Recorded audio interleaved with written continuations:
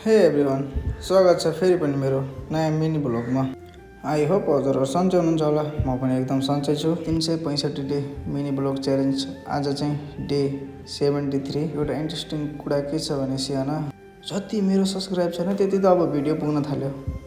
यस्तो नै हुन्छ र माया देखाउनु पर्दैन र आफै अचम्म लाग्छ हो। एउटा भिडियो त भाइरल जानुपर्छ। 73 भिडियो पोस्ट गर्न लागिसकेँ मैले, तर अहिलेसम्म माया पाएको छैन। अरूको के कुरा गर्नु, मेरै साथीले सब्सक्राइब गरेको छैन होला जहाँसम्म। अब मेरै साथीलाई मेरो भ्लग मन पर्दैन भनेपछि अरूलाई के खाक मन पर्थ्यो होला त। तर मैले हार खानेवाला छैन। 365 दिनसम्म मैले भिडियो पोस्ट गर्ने छु। अब कहिलेकाहीँ तलमाथि हुनसक्छ, के हुनसक्छ, त्यसैले भिडियो पोस्ट नहोला।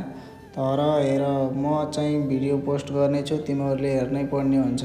आजभोलि चाहिँ म बिहान साउको घरमा काम गर्छु, त्यसैले अफिसमा कामै गर्दैन क्या, साँझखेरि गर्छु।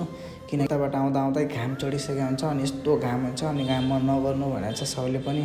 अब साउले त्यति भनिसकेपछि आफू त त्यही हो, उस्तै त काम गर्ने मन लाग्दैन। झन् साउले भनेपछि के खाक काम गर्थ्यौँ त।